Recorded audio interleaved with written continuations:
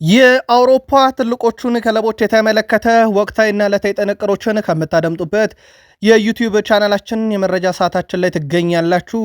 ለዚህም ሰዓት ለእናንተ ወደ አድማጮቻችን አሰናድተን ያመጣንላችሁን ስፖርታዊ ጥንቅሮች በቅደም ተከተል እያደረስናችሁ እንቆያለን። ላይክ፣ ሰብስክራይብ፣ ሼር አድርጉን። ያው ወቅቱ የአፍሪካ ዋንጫ ጨዋታዎች እየተደረጉ ያሉበት ነው። ስለዚህ የተወሰኑ መረጃዎችን አስቀድመን በጉዳዩ ላይም በወቅታዊ ሁኔታዎች ላይ በአፍሪካ ዋንጫ እናነሳለን። በታላላቆቹ የአውሮፓ ክለቦች ዣቪ አሎንሶ ውሳኔ አይደለም ተብሏል። በሪያል ማድሪድ ቤት አንድ ተጫዋችን ስንብት በተመለከተ ነው። የቡድን ዜናና በዝውውር መስኮት ተጨማሪ መረጃዎችን ይዘናል።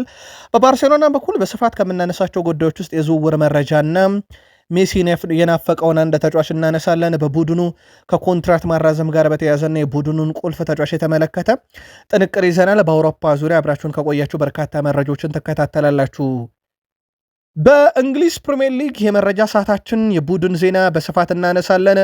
በመረጃ ሰዓታችን ላይ በተለይም ደግሞ የጋርዲዮላው ቡድን ማንቸስተር ሲቲ ከ17ኛ ሳምንት በኋላ ያሉ አንዳንድ ቁጥሮችን በበላይነት በቡድንም በግለሰብም ደረጃ ይዟቸዋል። ፕሪምየር ሊጉን በዚህ ረገድ በስፋት እናነሳለን። ከሲቲ ጋር አያይዘን የቼልሲው አለቃ ማሬስካም ጋዜጣዊ መግለጫ እየሰጡ ነበረ። አስቶን ቪላ በሙሉ በራስ መተማመን ላይ ያለ አደገኛ ቡድን ከፊታችን ነው ሲሉ ተደምጠዋል። የቡድን ዜና ይዘናል። ለባርሴሎና የሚያቀረቡት ተጫዋች አለ በአስገራሚ ሁኔታ። ከዛ ውጭ ከቼልሲ ጋር እህል ውሃው በቃለ ስለተባለ ተጫዋች እንነግራችኋለን። የሊቨርፑልን ተጫዋች ለጉዳት የዳረገው ሚኪ ቫንደቢን ከበድ ያለ ትችት እንዳስተናገደ፣ ተጫዋቹም ኢሳክም ቀዶ ጥገና እንዳስተናገደ ይታወቃል።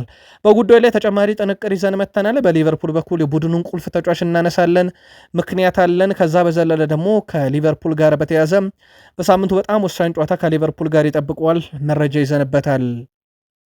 በአርሰናል የመረጃ ሰዓታችን ቡድኑ 9 ቁጥር አካባቢ አንዳንድ ለውጦች እንደሚያስፈልጉት የሚያሳዩ ቁጥሮች መምጣት ጀምሯል። አሁን በተለይም ደግሞ በአጥቂ ስፍራ ላይ ያሉ ተጫዋቾች እነ ቪክተር ዮኬሬሽ፣ ጋብሪኤል ሱስ እና እንደዚሁም ደግሞ የካሃቨርዝ መምጣት ለማይከል አርቴታ ጥሩ አጋጣሚ ይዞ እንደመጣ ይታወቃል። ግን አንዳንድ ማስረጃዎችን በጉዳዩ ላይ ይዘን መተናል።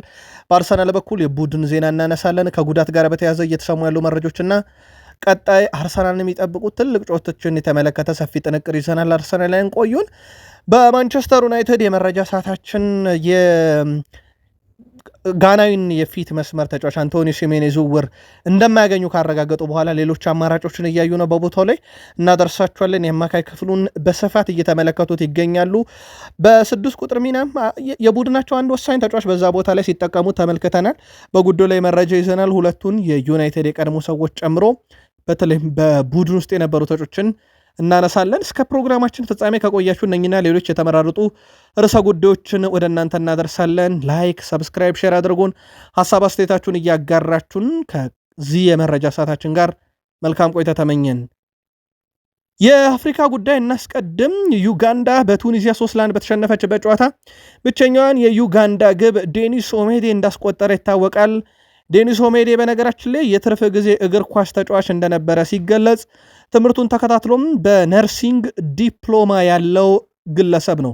በኋላም ተጫዋቹ የህይወት መንገዱ ተቀይሮ የእስር ቤት ጥበቃ ሰራተኛ በመሆን እያገለገለም ነበረ። የ31 ዓመቱ ዴኒስ ኦሜዴ ከ6 ዓመት በኋላ ግን ሀገሩን በአፍሪካ ዋንጫ ውድድር መወከል ችሏል። ተጫዋቹ በመጀመሪያ የአፍሪካ ዋንጫ ተሳትፎም ለሀገሩ ዩጋንዳ ጎል አስቆጥሯል። ከነርሲንግ እስከ እስር ቤት ጥበቃ አሁን ደግሞ ጎል የሚያስቆጠር ጠባቂ ሆኖላቸዋል። በጣም አስደናቂ ጊዜን በእግር ኳስ ሕይወት ያሳለፈ ተጫዋች እየተባለ ይገኛል። ዩጋንዳዊ ግብ አዳኝ ዴኒስ ኦሜዴ። ሞሮኮ ደማቅ አቀባበል አድርጋለናለች ብሏል የአልጄሪያ የፊት መስመር ተጫዋች ሪያድ ማህሬዝ። የአልጄሪያ ብሔራዊ ቡድን ተጫዋች ሪያል ማህሬዝ በቡድናቸው ከሞሮኮ ጥሩ አቀባበል እንደተደረገለት ተናግሯል። ሪያድ ማህሬዝ ሞሮኮ በጥሩ አቀባበል አድርጋልናለች ያለው ተጫዋቹ በጎረቤት ሀገር በመሆናችንም በጣም ደስተኛ ነን ብሏል። ከአልጄሪያዊ አባትና ሞሮኮዊ እናት እንደተገኘ ይገልጻል። በነገራችን ላይ ሪያድ ማህሬዝ ስለዚህ የአባቱን ሀገር ወክሎ የእናቱ ሀገር ባዘጋጀችው ውድድር ላይ ይሳተፋል ማለት ነው። ውድድር ለእኔ ለዛ ነው የተለየ የሚያደርገው ብሏል። ከአልጄሪያ ብሔራዊ ቡድን ጋር ታሪክ መጻፍ ለመጀመር ትክክለኛው ቀን ላይ እንገኛለንም ሲለ ተደምጧል። እንግዲህ በሞሮኮ አስተናጋጅነት የሚካሄደው የአፍሪካ ዋንጫ የምድብ የመጀመሪያ ዙር ጨዋታዎች እየተካሄዱ እንደሆነ ይታወቃል። አልጄሪያም ሌላ በአፍሪካ ዋንጫ ቅድመ ግምት የተሰጣ ብሔራዊ ቡድን እንደሆነች ይታወቃል። ፈረንሳይ የሪያል ማድሪድ አማካይ ስፍራ ተጫዋች በአፍሪካ ዋንጫ የአንጎላ ብሔራዊ ቡድን ደጋፊ ነኝ ብሏል። በእርግጥ በሀሳብ መስጫ ሳጥናችን ላይ ዘንድሮ ድጋፋችሁ ከማን ነው ብለን ጠይቀን ነበረ በርካቶችን። በአፍሪካ ዋንጫም ከአንጎላ ጎን ነኝ ብሏል። ካማቪንጋም ውድድሩን እከታተላለሁ፣ አሁንም እየተከታተልኩ ትገኛለሁ፣ ጥሩ ጨዋታዎችም አሉ ብሏል። አክሎም አንጎላ በዚህ ዓመት ጥሩ እድል አላት ሲል እምነቱን ገልጿል። ኤድዋርዶ ካማቪንጋ ከዲሞክራቲክ ኮንጎውያን ቤተሰቦች አንጎላ የስደተኞች ማቆያ ጣቢያ ውስጥ የነበረ ተወላጅ ነው። ተጫዋቹ ከቤተሰቡ ጋር ወደ ፈረንሳይ በማምራት በፈረንሳይ ያደገ ሲሆን እግር ኳስን በፈረንሳይ ጀምሯል። አሁን ድጋፌ እኔ ለአንጎላ ነው ሲል ተደምጧል። ኤድዋርዶ ካማቪንጋ ዲሞክራቲክ ኮንጎ ቤተሰቦች ቢኖሩትም በስደተኝነት ያደገባትን አንጎላን የአፍሪካ ዋንጫ እንድታሸንፍ ተመኝቷል። በዚሁ አጋጣሚ ግን የአፍሪካ ዋንጫ ድጋፋቸው እናንተ ለማን እንደሆነ ጻፉልን። የሱዳን ብሔራዊ ቡድን ተጫዋቾች ለረጅም ጊዜ ያልተከፈላቸውና አበል እንዲሁም ጉርሻን ክፍያ እንዲሰጣቸው መጠየቃቸው ተገልጿል። ተጫዋቾቹ ያቀረቡት የፋይናንስ ጥያቄ ከመክፈቻ ጨዋታው በፊት ምላሽ ካላገኘ በአፍሪካ ዋንጫው እንደማይካፈሉ ማስፈራራታቸው እየተነገረ ይገኛል። ከዚህ በፊት በነበረው ውድድር ተመሳሳይ ጥያቄ ተነስቶ አንድ የሀገሪቱ እግር ኳስ ፌዴሬሽን ኃላፊ ጣልቃ በመግባት ተማጽነው እንዲጫወቱ አድርገው ነበረ። ኃላፊው በወቅቱ የተጫዋቾቹ የገንዘብ ጥያቄ ከአፍሪካ ዋንጫ ውድድር በፊት ምላሽ እንደሚያገኝ ቃል ገብተው እንደነበረ ተገልጿል። አሁን ለውድድሩ ቢጀመረም ለተጫዋቾቹ ቃል የተገባው ባለመፈጸሙ በቡድኑ ተቃውሞ በድጋሚ መቀስቀሱ ተረጋግጧል። በምድብ 5 የተሰረደችው ሱዳን ብሔራዊ ቡድን እንግዲህ ከአልጄሪያ ጋር አንድ ምድብ ውስጥ እንዳለች ይታወቃልና ጠንካራው ምድብ ላይ ያለችው ሱዳን ተጫዋቾች አበላችን ካልተከፈለ እናድማለን እያሉ ይገኛሉ። የአፍሪካ እግር ኳስ ነገር ብዙ የሚያስብል ነው። ትላንትና አንድ ተጫዋች ለምን በቃሬዛ ወጣ ሲባል ዳኛው በቃሬዛ ካልወጣ በቀይ አስወጣለሁ ብሎ ነው ማለቱ እንዲሁ የሚዘነጋ አይደለም። ወደ አውሮፓ መረጃችን እንሻገር። ወደ ቤተሰቦቻችን ሉካ ሞድሪች እድሜው የገፋ እንዴት ኤስ ሚላን ያስፈርመዋል? ጡረታ መውጫ ነው ወይ ተብሎ ተተቸ። በኤስ ሚላን ዘንድሮ በርካታ ደቂቃ የተጫወተ በርካታ ትክክል ኳሶችን በጣሊያን ሴሪ ያቀበለ ሰው ብንፈልግ ይሄው ሉካ ሞድሪች ነው። ለኤስ ሚላን እየተጫወተ የሚገኘው ይህ ተጫዋች ታዲያ በዣቪ አሎንሶ በክለቡ እንዲቆይ ይፈለግ እንደነበር፣ ነገር ግን ስንብቱ የመጣው ከሪያል ማድሪድ ከቡድኑ ከፍሎሬንቲኖ ፔሬዝ መሆኑ ተረጋግጧል። እናም የመጨረሻ ውሳኔ የዣቪ አሎንሶ ሳይሆን የክለቡ ነው ይላል ኤል ሞንዶ። በዚህ መሰረት ቡድኑ የሱን ተተኪ ሳያመጣ በፊት በማሰናበቱም ምክንያት በወቅቱ ደስተኛ እንዳልነበሩ ተነግሯል። ከዚህ ጋር በተያያዘ ግን ፍሎሬንቲኖ ፔሬዝ ሞድሪችን በማን ይተኩታል የሚለው በቀጣይ ክረምት እንግዲህ የሚጠበቅባቸው የቤት ስራ ይሆናል። ዣቪ አሎንሶ ግን በቡድኑ ቢያንስ 1 ዓመት እንዲቆይ ፍላጎት ነበረው ተብሏል። ሪያል ማድሪዶች የቪኒሺየስን ጁኒየርንም ውል እስከዚህ ሰዓት ድረስ አላራዘሙም። ድርድሩ እንደቀጠለ ነው። 2027 ከኮንትራት ነፃ ይሆናል። 2026 ደግሞ የመጨረሻዋ ክረምት ትሆናለች ማለት ነው። በዛ ክረምት ላይ ነገሮች እስካልተቋጩ ድረስ በነፃ ዝውውር ከፈለገው ክለብ ጋር መደራደር ይችላልና አንድ ክረምት እንግዲህ ይቀራቸዋል፣ ወይም 6 ወር ገደማ አካባቢ ይቀራቸዋል። በዚህ መሰረት ተጫዋቹን ጉዳይ ለመጨረስ ሪያል ማድሪዶች አሁንም ጥረት እያደረጉ ነው። ካልተስማሙ ግን ያው ቀጣይ ክረምት ላይ በረብጣ ብሮች ወደ ሳውዲ አረቢያ ያመራል ተብሎ ነው የሚታሰበው። በነገራችን ላይ ከቪኒሺየስ ጁኒየር ጋር በተያያዘ በርካታ የፕሪሚየር ሊግ ክለቦች ስማቸው እየያዝ እንጂ አንድም ክለብ በቪኒሺየስ ጁኒየር ላይ ፍላጎት እንዳለው በይፋ ያረጋገጠ የፕሪሚየር ሊግ ክለብ የለም። ግን በደጋፊዎች ደረጃ ቪኒሺየስ ጁኒየር በበርካታ የፕሪሚየር ሊግ ክለብ ደጋፊዎች ዘንድ ቢመጣ የሚሉ ነገሮችን ሲያነሱ እኔም ተመልክቻለሁ። ቪኒሺየስ ጁኒየር የብቃት ጥያቄ ባይነሳበት የዲሲፕሊን ችግር ግን የለበትም ብላችሁ ታስባላችሁ? የምልከታችሁን ጻፉልን። እዚሁ ሪያል ማድሪድ ቆይተን የካታር ክለቦች በርካቶቹ ዳኒ ካርቫሃልን ማስፈረም ይፈልጋሉ ተብሏል። እናም ከሪያል ማድሪድ በኋላ ያለውን ህይወቱን በካታር እንዲያሳልፍ ይፈለጋል ተብሏል። ዳኒ ካርቫሃል እስከዚህ ሰዓት ድረስ በሪያል ማድሪድ ነው የሚገኘው፣ ግን ጉዳት በጣም በተደጋጋሚ ጎዳው። በእርግጥ እሱን ይተካለም የተባለው የሊቨርፑል ተጫዋች የነበረው እንግሊዛዊ ትሬንት አሌክሳንደር አርኖልድም ወደ ቡድኑ ቢመጣ በጉዳት ምክንያት እንደሌለ ይታወቃል። አሁን ታዲያ የዳኒ ካርቫሃል ፈላጊዎች ከወደ ኳታር በርከት ማለታቸው ነው ፋብሪዚዮ ሮማን ያረጋገጠው። የባርሴሎና የተከላካይ ክፍል ፍላጎትን በተመለከተ በማለዳው መረጃ ደርሰናችሁ ነበረ። በተለይም አሰልጣኝ ሃንሲ ፍሊክ ተከላካይ እንዲመጣላቸው ፍላጎት እንዳላቸው ነግሬያችሁ ነበረ። ይህ ምክንያቱ ደግሞ የሮናልድ አራሆ ጉዳይ ነው ተብሏል። ቅድሚያ የሚሰጠውን ቦታ ነው ተብሏል። የሮናልድ አራሆን ጉዳይ ገመገማሉ። በዛ መሰረት ተከላካይ ለማምጣት ጥረት ያደርጋሉ ብሏል። መረጃውን ይዞት የወጣው ሞንዶ ዲፖርቲቮ ነው። ማርከስ ራሽፈርድ ስለ ወደፊት ህይወቱ ሲጠየቅ ምላሽ ሰጥቷል። በባርሴሎና መቆየት እፈልጋለሁ፣ ይህ የመጨረሻ ግቤ ነው፣ ነገር ግን ጠንካራ መሆንና ሁሉንም ነገር የምሰጥ ተጫዋች መሆን ይጠበቅብኛል ብሏል። ግቤ ሁሉንም ነገር ማሸነፍ ነው። ባርሴሎና ደግሞ ዋንጫዎችን ለማሸነፍ የተገነባ ግዙፍ ድንቅ ክለብ ሲል ተደምጧል። በእርግጥ በባርሴሎና መቆየት ብፈልግም የመጨረሻ ግቤ ግን በዋንጫ ደረጃም ስኬታማ መሆንም ጭምር ነው ብሏል። በአውሮፓ ውስጥ እንግዲህ ይህ ተጫዋች በቡድኑ ይቆይ ዘንድ በርካታ ምክንያቶች ያስፈልጋሉ።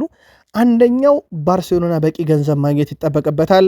በተጫዋቹ በኩል ደግሞ አሁን ያለው ብቃቱ በብዙ እጥፍ በሃንሲ ፍሊክ ቡድን ውስጥ በፍልስፍና ደረጃ የሚታይ መሆን ይጠበቅበታል። በቁጥር ደረጃ በጣም አስደናቂ የሚባሉ ቁጥሮች ያሉት በባርሴሎና ቤት ግን ተጫዋቹ አሁንም ድረስ መቆየት ፍላጎት የሆነው ብለም በባርሴሎና በኩል ግን የመጨረሻ ውሳኔ እየተጠበቀ ይገኛል።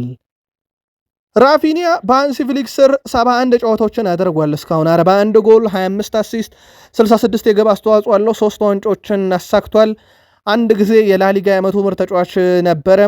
የአውሮፓ ሻምፒዮንስ ሊግ ከፍተኛ ግብ አስቆጣሪም እንደነበረ ይታወቃል። ራፊኒያ ያው የሁሉ ክብሮቹ ለባሎንዶርም ለፊፋ የዓመቱ ምርጥ ተጫዋች ሽልማት ባለ ክብር ባያደርጉትም ግን በሳቸው ስር የእግር ኳስ ሕይወቱ በጣም ምርጥ ይመስላል። ኦልሞስት በጨዋታ ለአንድ ግብ አስተዋጽኦ የቀረበ ነው ያለው።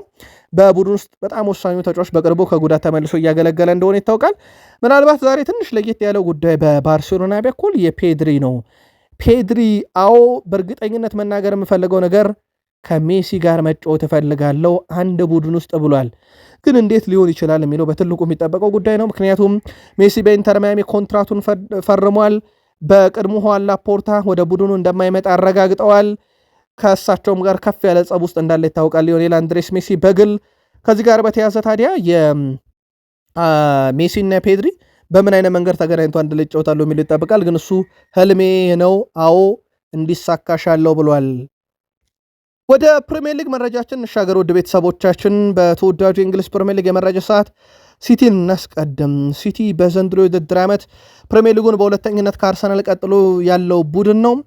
በቡድን ደረጃ ግን ሲቲ ዘንድሮ 41 ግቦችን አስቆጥሯል። የሚስተካከለው ቡድን የለም። ሃላንድ 19ን ከዚህ ውስጥ ያስቆጠረ 66 ሙከራዎችን በማድረግ ቀዳሚ ነውና እንደ ቡድንም እንደ ግለሰብም ሲቲ በፕሪሚየር ሊግ በጣም ጥሩ የሚባሉ ቁጥር አላቸው። እንደ አጠቃላይ በግብ ደረጃ ሲቲ 41፣ ዩናይትድ እና አርሰናል 31 ይከተሉታል። ከ17ኛ ሳምንት በኋላ 104 የማዕዘን ምት ላይ ደርሷል ኒካስል። አርሰናል 100 ደርሷል። በቢጫ ካርድ ቶትናም ወደ 44 መጥተዋል። ቀዳሚ ናቸው። በርካታ ኦፍሳይድ ያየ ክለብ እንደዚሁ የበርንማውዝ ክለብ ሆኗል።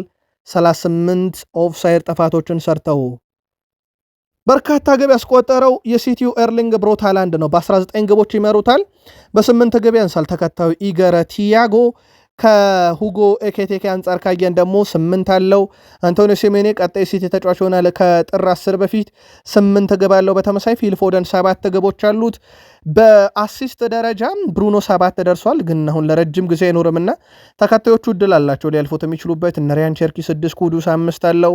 በርካታ ሙከራ ያደረገውም ሃላንድ ነው 66፣ ኩና 47፣ ብሩኖ ፈርናንዴዝ 46 አለው።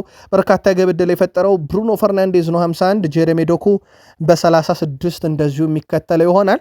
በማንቸስተር ዩናይትድ በኩል ግን የፕሪሚየር ሊጉ በርካታ ሙከራ ያደረጉ ሶስተኛው ተጫዋች ብሩኖ 46 በጉዳት በፕሪሚየር ሊጉ በርካታ ግብ ዕድል የፈጠረውም ብሩኖ 51 በጉዳት እንዲሁ ራሱ ብሩኖ ፈርናንዴዝ የፕሪሚየር ሊጉ 7 አሲስት ያለው በጉዳት ቀጣይ ለአንድ ወር በቡድኑ እንደማይኖር ይታወቃል። በመረጃችን ምናልባት ከ17ኛ ሳምንት በኋላ ልናነሳቸው የምንችለው በርካታ ታክሎችን የፈጸመው ጆ ፓሊኒ ነው 65 ደርሷል። በርካታ ጥፋት የተሰራበት ተጫዋች ጆ ጎሜዝ ሆኗል 35። በርካታ ኳሶችን በማቀበል ቫንዳይክ በልጧል። አሁን ከደንክ ቫንዳይክ ወደ 1318 ኳሶችን በትክክል አቀብሏል። ሊዩስ ደንክ ወደ 1256፣ ቫንሂክ ወደ 1191 ሶስተኛው ነው።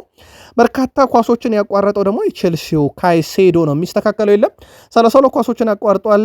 ሪቻርድስ የክሪስታል ፓላሱ ተጫዋች ነው 27 አለው። ሴኒስ የበርንማውዝ 26 እንዲሁም ኤስቴቭ እና ዎከር ከበርንሊ 24 ኳሶችን ማቋረጥ ችሏል። የሞይሰስ ካይሴዶን ግን በዚህ ረገድ የሚስተካከል የለም። እነኚህ ቁጥሮች ወደ ቤተሰቦቻችን ከፕሪሚየር ሊግ 17ኛ ሳምንት በኋላ የተመዘገቡ ናቸው። በሳምንቱ ከምንጠብቃቸው ጨዋታዎች ውስጥ አንደኛው አስቶን ቪላ ከቼልሲ የሚያደርጉት ጨዋታ ነው። ስታንፎርድ ብሪጅ ላይ ይደረጋል ጨዋታ። አስቶን ቪላ በሙሉ በራስ መተማመን ላይ ያለ በጣም አደገኛ ቡድን ብለውታል የቼልሲው አለቃ ማሬስካ። የሰሞቹ አሰልጣኝ ኤንዞ ማሬስካ ቀጣዩ አስቶን ቪላ ጨዋታ ለእኛ በጣም ከባድ ጨዋታ ይሆናል ሲሉ ሀሳባቸውን ገልጸዋል። በምርጥ ብቃታችን ላይ መሆን አለብን ያሉት ማሬስካ ምክንያቱም አስቶን ቪላ አስደናቂ አቋም እያሳየ ስለሚገኝ ብለዋል። እነሱ የራሳቸው አጨዋወት አላቸው ከኳስ ጋርና ከኳስ ውጭ በደንብ የተደራጀ ቡድን ነው ሲሉ ኤንዞ ማሬስካ የኡናይ ኤምሬውን ቡድን ቪላን አወድሰዋል። በአሁኑ ሰዓት በአስቶን ቪላ በሙሉ በራስ መተማመን ላይ ነው። ነገር ግን እኛ በሜዳችን ስታንፎርድ ብሪጅ ነው የምንጫወተው፣ 3 ነጥቡን ለመውሰድ ጥረት እናደርጋለን ብለዋል። ሲቲ ሞክሮ ቪላን ተሸንፏል። አርሰናልም አኖለንለትም ከሽንፈት አላመለጠም። የመጨረሻ ደቂቃም ቢሆን ማንቸስተር ዩናይትድ እንኳን ባለፉት ረጅም ጊዜያት በቪላ ላይ የነበረው የበላይነት በዚህ ዓመት ሊቀጥል እንዳልቻለ ይታወቃል። ከዚህ ጋር በተያያዘ ታዲያ ውድ ቤተሰቦቻችን በቼልሲና በቪላ መካከል የሚደረገው ጨዋታ ብዙ ሊያስብል ስለሚችል በተከታታይ መረጃ ሰዓት እናነሷለን። ማሬስካ ግን በዚህ ረገድ ልንጠነቀቀው የሚገባ ቡድን ሲሉ ተደምጠዋል አስቶን ቪላን። ቼልሲ በዘንድሮ ውድድር ዓመት የቡድኑን ወሳኝ ተጫዋቾች የተመለከተ አጠር ያለ መረጃ በማለዳው ጥንቅራችን አድርሰናችሁ ነበረ። ትንሽ ለማስተካከልና ለመጨመር ያክል ብቻ ነው። ምናልባት ቁጥሮቹን በጭማሪ ደረጃ ግብ ሲደመር አሲስትን በአንድ ላይ ለመጥቀስ ያክል ነው። በዚህ ውድድር ዓመት የግብ አስተዋጽኦን በአጠቃላይ በማበርከት ዦ ፔድሮ 10 የግብ አስተዋጽኦ አለው። ፔድሮ ኔቶ 9፣ ሪስ ጄምስ 7 የግብ አስተዋጽኦ፣ ኤንዞ ፈርናንዴስ 7 የግብ አስተዋጽኦ፣ እንደዚሁም ኤስታቪዮ 6 የግብ አስተዋጽኦ አላቸው። በድምሩ በማለዳው መረጃችን ግብም ለብቻ አሲስታቸውንም ለብቻ ነበር ነጣጥለን ያቀረብነው። በድምሩ ካየነው ግን ዦ ፔድሮ 10 የግብ አስተዋጽኦ በመያዝ የቼልሲ ቀዳሚው ሰው ነው። ከዚህ ጋር በተያያዘ ምናልባት ኒኮላስ ጃክሰን ወደ ቼልሲ ያከተመለት ጉዳይ ብሎታል ዘ አትሌቲክ። ተጫዋቹ በባየር ሙኒክ ቋሚ እንኳን ባይሆን ወደ ቼልሲ ዳግም አይመለስም ብሏል። ሌላ አንድ መረጃን ጨምር ቼልሲ ለውድ ቤተሰቦቻችን አክሰል ዲሳሴ ክለቡን እንዲለቅ ይፈለጋል። በዚህ መሰረት ከሰሞኑ የመሃል ሜዳ ተከላካይ ፈልጋለሁ ላለው ባርሴሎና ከገዛችሁን ግዙን ብለው ቼልሲ ለባርሴሎና ተጫዋቹን አቅርበዋል። መረጃውን እየተከታተለን ከታማኝ የዜና ምንጫችሁ ለእናንተ ውድ አድማጮቻችን የምናደርሳችሆናል። ሚኪ ቫንደቪን በአሌክሳንደር ኢሳክ ላይ ባደረሰው ጉዳት ዙሪያ ሀሳቡን አጋርቷል። እሱን ለመጉዳት ወይም ሌላ ነገር ፈልጌ እንዳልሆነ የጽሁፍ መልእክት ልኬለት ነበር። ኳሱን ለመመለስ ሞክሬ ነበር እና እግሮቹ በእግሮቼ መሃል መሆናቸው እድለኛ እንዳልሆነ አስባለሁ። በማገገም መልካሙን ሁሉ እመኝለታለሁ። የነገርኩት ይህንኑ ነው። መልእክት የላኩለት ሲሆን መልእክቱን በጣም አድንቆታል ብሏል። ተከላካዮች የሚችሉትን ሁሉ ካደረጉ አስመሳይ ናቸው ያለው የቶትናሙ አለቃ ቶማስ ፍራንክ ዕለተ ቅዳሜ በ17ኛ ሳምንት የእንግሊዝ ፕሪሚየር ሊግ መርሃ ግብር ቶትናም ሊቨርፑል ተገናኝተው ጨዋታው በሊቨርፑል 2-1 አሸናፊነት እንደተጠናቀቀ ይታወቃል። በጨዋታው ላይ እጅግ ኃይለኛ የተሞላ ፍርሃታዊ ያልሆነ ከባባድ ጥፋቶች የተመለከትን ነበር። በተለይ ቶትናም ሆን ብለው በሚመስል መልኩ የሊቨርፑል ተጫዋቾች ለአደጋ ሲያጋልጡ ነበር በሚለው ጉዳይ ላይ ግን እሳቸው በፍጹም አልስማማም ብለዋል። በዚህ ጉዳይ ላይ እኛ ተጫዋቾችን ለመጉዳት የተሰማራ አንድም ተጫዋች የለንም። ተጫዋቾቻችን ግብ እንዳይቆጠርብን ይጠራሉ፣ ይከላከላሉ፣ በተቃራኒው ደግሞ ግብ ለማስቆጠር ይሞክራሉ ብለዋል። እናም በዚህ መሰረት በእኛም ተከላካይ ሚኪ ቫንደቪን በኩል የተደረገው ሆን ተብሎ ተጫዋችን የመጉዳት ሂደት ሳይሆን የመከላከል ሂደት አካባቢ የተፈጠረ ችግር ነው ብሏል። እንግዲህ የኢሳክ ጉዳት በወቅቱ ቀለል ያለ ቢመስልም በኋላ ላይ ቀዶ ጥገና ጭምር እንዳስፈለገው ይታወቃል። ለማንኛውም ይቅርታ ጠይቆታል ሚኪ ቫንደቪን። አሌክስ ማካሊስተር በሊቨርፑል ቤት 117 ጨዋታ ላይ ደርሷል። 15 ጎሎች አሉት፣ 15 አሲስቶች አሉት። ካራባኦ ካፕና ፕሪሚየር ሊግን አሳክቷል። ዘንድሮም በትልቅ መድረክ ዋንጮችን ማንሳት የሚችል ቡድን አለን፣ አመቱ ገና ነው ብሏል። ከተጫዋቹ ጋር በተያዘው ልደቱ በዚህ ሳምንት እየተከበረ እንደሆነ ይታወቃል። በሊቨርፑል ቤት በጣም አስደናቂ ጊዜ ያለው ቀጣይ ከወልቭስ ጋር በሚደረግ ጨዋታ ይጠበቃል። በነገራችን ላይ ወልቭስ አሁን የፕሪሚየር ሊግ ክለቦች ማገገሚያ ሆኗል። ምናልባት ሊቨርፑል ያለፉትን 3 ጨዋታ ስላሸነፈ አገግሟል ልንል እንችላለን። ራሱን በደንብ የሚያጠናክርበትና በራስ መተማመኑን የሚገነባበት ጨዋታ ነው ማለት እንችላለን። ይህን ጨዋታም በመሃል ሜዳ ዳኝነት ሲመን ሆፐር፣ የመስመር ዳኛ አንድሬ ሃውልመስ፣ ሲሞን ሎንግ፣ አራተኛ ዳኛ ዳም ሃርኪንግ፣ በቫር ዳኝነት ማይክል ሳሊስበሪ፣ እንደዚሁም ረዳት ቫር ዳኛ ጄምስ ሜዌሪንግ በጨዋታው ላይ እንደሚሳተፉ ተረጋግጧል። ስለዚህ የሊቨርፑል ደጋፊዎች ከወልቭስ የሚደረገውን ጨዋታ ሲመን ሆፐር ይመሩታል። በእርግጥ ወልቭስን ለመግጠም የትኛውም ዳኛ ቢኖር ከማሸነፍ በስህተትም ቢሆን ያገዳል ተብሎ አይታሰብም። ምክንያቱም ወልቭስ የውድድር ዓመቱ በጣም ደካማ ቡድን መሆኑን ተከትሎም አርሰናል ባለፉት 3 ጨዋታ ካስቆጠራቸው 4 ግቦች መካከል 3ቱ የተቃራኒ ቡድን ተጫዋቾች በራሳቸው መረብ ላይ ያስቆጠሩ ሲሆን የተቀረችው አንድ ግብ በቪክተር ዮኬሬሽ እሷን በፍጹም ቅጣት ምት የተገኘናት። ምናልባት በቡድን ውስጥ ሌላ ሊገርመን የሚችለው ቁጥር ባለፉት 3 ጨዋታ 6 ግብ ሊሆኑ የሚችሉ ሙከራዎችን አድርጓል አርሰናል። ከዚህ ውስጥ አንድን ያስቆጠረው ውድ ቤተሰቦቻችን፣ እቺም ግብ የመጣችው በፍጹም ቅጣት ምት የተቆጠረች ናት። በወልቭስ 2 ተጫዋቾች ራስ ላይ ተቆጠረች፣ በፓላስ በራስ ላይ የተቆጠረ ግብ እንደሆነ ይታወቃል። ድል ያደረጉት ወይም ለድላቸው ምክንያት የነበሩት አሁን እዚህ ቡድን ውስጥ ከሃቨርዝ ተመልሷል። በጣም ልምድ ያለው ተጫዋች በማይከል አርቴታ የሚወደደው ሁለገብ አጥቂ መጥቷል። አሁን ከቪክተር ዮኬሬሽን በተሻለ እድል ይሰጡታል ተብሎ ይጠበቃል። ግን ላጣምረም ካሉሳቸው ጋብርኤል ሱስ አለ፣ ቪክተር ዮኬሬሽ አለ፣ እንደዚሁም ከሃቨርዝ መጥቷል። ያው ጋብርኤል ሱስ እና ከሃቨርዝን አንድ ላይ ማጣመር በጣም ሊቸግር ይችላል። ተመሳሳይ አይነት ፎርም ኳሶችን መጫወት የሚችሉ አይነት አጥቂዎች ናቸው። ሞር የተለየ አጥቂ ሊሆን የሚችለው ቪክተር ዮኬሬሽ ነው። ከሃቨርዝም ከጋብርኤል ጀሱስም በተሻለ 9 ቁጥር ክሊኒካል የሚሆነው እሱ ነው። በተለይም ከተከላካይ ጀርባ ለመሮጥ ማንን ያጣምራሉ የሚለው ግን በትልቁ በማይክል አርቴታ በኩል ይጠበቃል። የእሳቸው ቡድን አርሰናል በዚህ ሲዝን በሁሉም ውድድሮች ላይ 26 ጨዋታን አድርገዋል። 20 አሸንፈዋል፣ 4 አቻ፣ 2 ሽንፈት ብቻ ገጥሟቸዋል።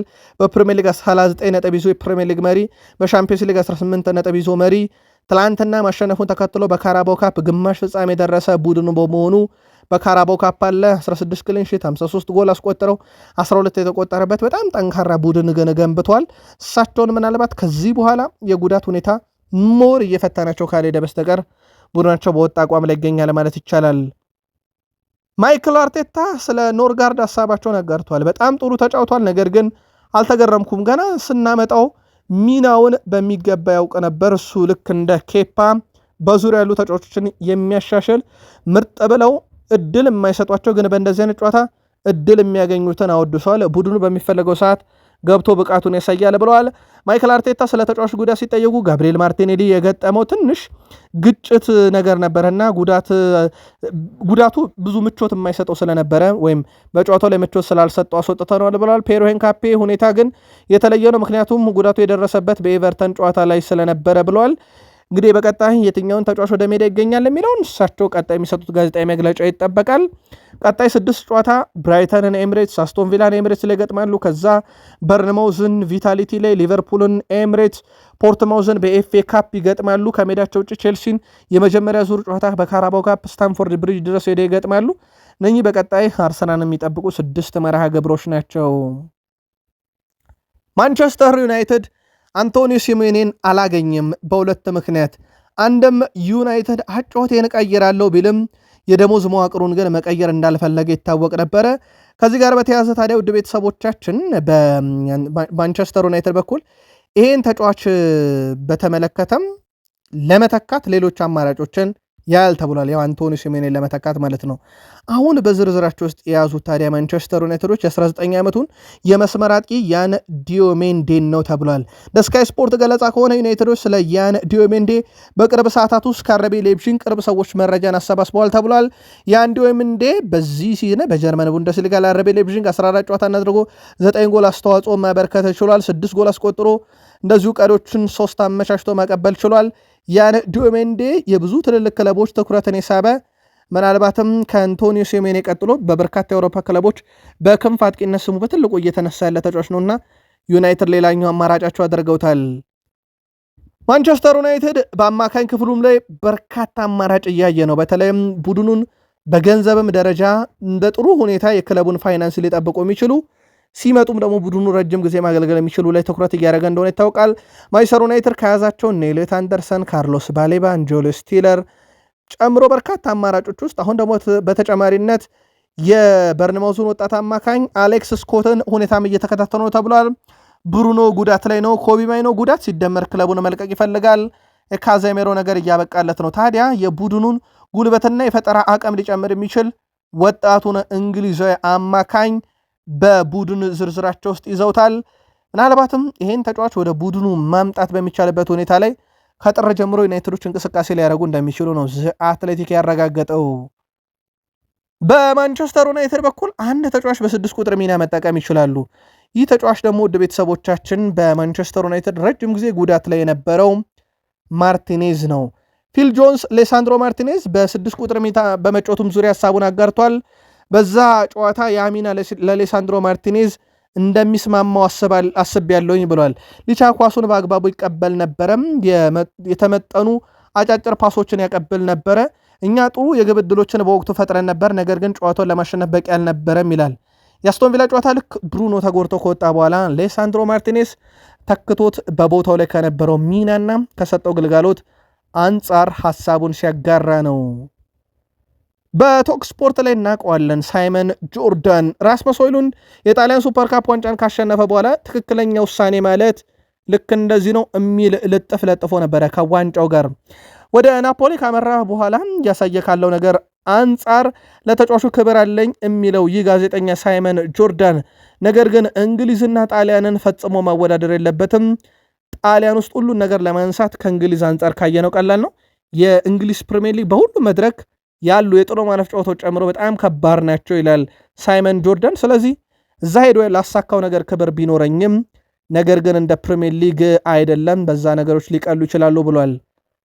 ከቡድኑ ማንቸስተር ዩናይትድ ከለቀቁና ከተሳካላቸው ሌላኛው ስኮት ማክቶሚኔን ማንሳት እንችላለን። በነገራችን ላይ ስኮት ማክቶሚኔ ከተቀላቀለ ጀምሮ ናፖሊን 24 ግብ አለው፣ 8 አሲስት፣ ሴሪኤ፣ ኢታሊያን ሱፐር ካፕ፣ ናፖሊ የዓመቱ ምርጥ ተጫዋች፣ የባሎንዶር እጩ የነበረ ተጫዋች እንደነበረ ይታወቃል። ከዚህ ጋር በተያያዘ ውድ ቤተሰቦቻችን የማንቸስተር ዩናይትዱ ታዲያ የቀድሞ ተጫዋች አሁን ኮቢ ማይኖ ኮብሎሎ ወደ ናፖሊ እንዲመጣ ይፈልጋል ቢባልም በጉዳዩ ላይ ግን እጅ የለበትም ብሏል። ብሩኖ ፈርናንዴዝ በመጎዳቱ ምክንያት ኮቢ ማይኖ በጥር ዝውውር ስኮት በውሰት የሚሆን በቋሚነት ክለቡን ስለመልቀቁ ባይረጋገጥም ነገር ግን የዚህ ተጫዋች ክለቡን ለቆ ወደ ናፖሊ መሄድን በተመለከተ ግን ስኮት ማክቶሚኔ በዚህ ውስጥ እሱ ምንም አይነት ሚና እንደሌለውና ይህ በክለቡና በተጫዋቹ በኩል የሚወሰን ነው ሲል ተደምጧል። ውድ ቤተሰቦቻችን የአሁኑን ጥንቅራችን እዚህ ጋር እናብቃና በቀጣይ እንገናኝ። መልካም ቀን።